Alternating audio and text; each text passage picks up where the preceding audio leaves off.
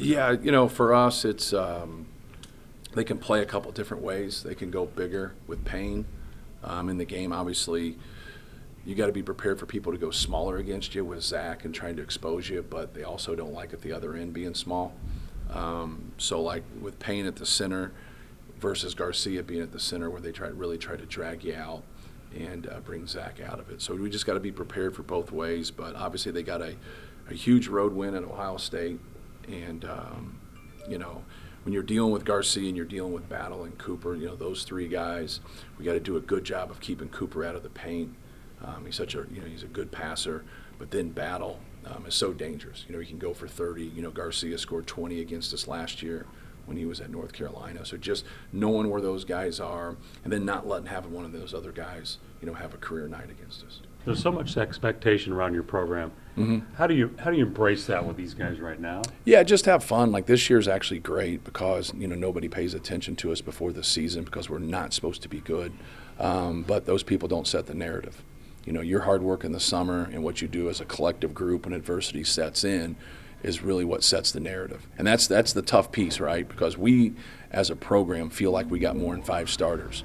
So it's hard to keep everybody happy, but, you got to keep the main objective, locked in, and that's winning. And everybody on our team has to sacrifice. And I think that's been the fun part of this is that we've had some guys, step up on different nights, but we've also had a lot of guys sacrifice and help us win.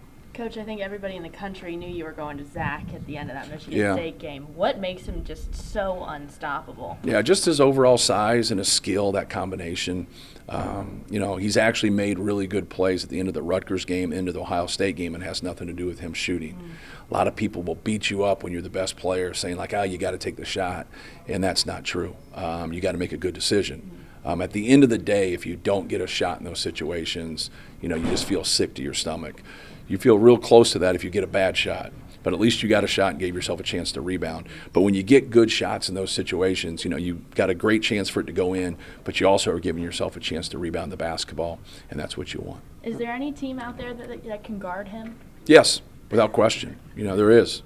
And that's what he's got to keep and understand. Like St. Peter's bottled him up and he turned the ball over 5 times.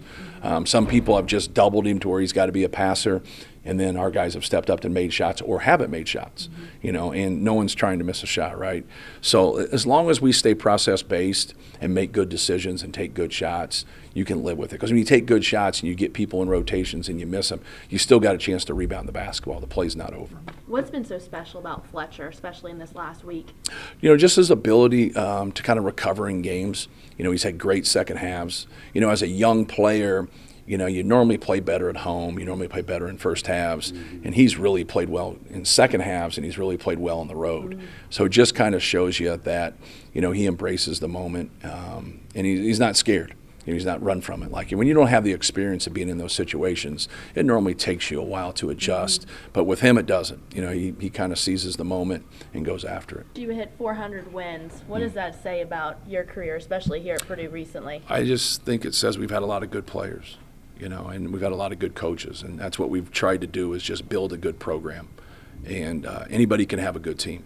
But can you consistently have good teams? And that's what a good program's about, while doing things the right way and graduating your guys. And so our blueprint's been easy, strictly stolen from Gene Cady. We stole it right from him, but that's the way it was for him. Like, the more discipline you have, the more fun you have. And that's what we want, getting the right guys in here, because we want this to be enjoyable. You got to stay on edge. You got to be competitive. But you also, this should be the best time of your life. A lot's been made of Zach's offense, but just defensively with his presence, you turn a lot of teams into jump shooting teams. How big of a factor is that? Yeah, we, just trying to get those tough twos. We'll mess with our ball screen defense. He's done a really good job doing a lot of small things in ball screen defense and post defense, and just kind of sticking to his rules and what he's supposed to do, but not having the unnecessary fouls, not reaching, not doing silly things, not going for an offensive rebound and you get boxed out and then just continuing on and just fouling somebody unnecessarily. So,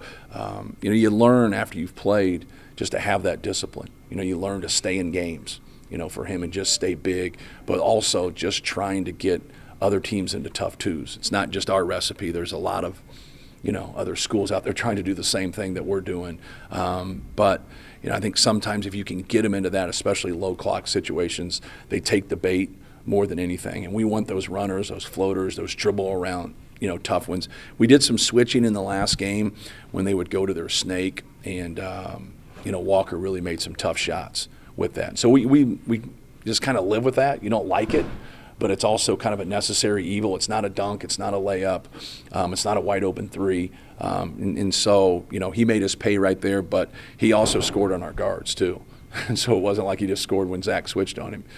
So you got to give him credit. He was 0 for 7 in the previous game. We knew how dangerous he was. He's beat us before in a last-second shot.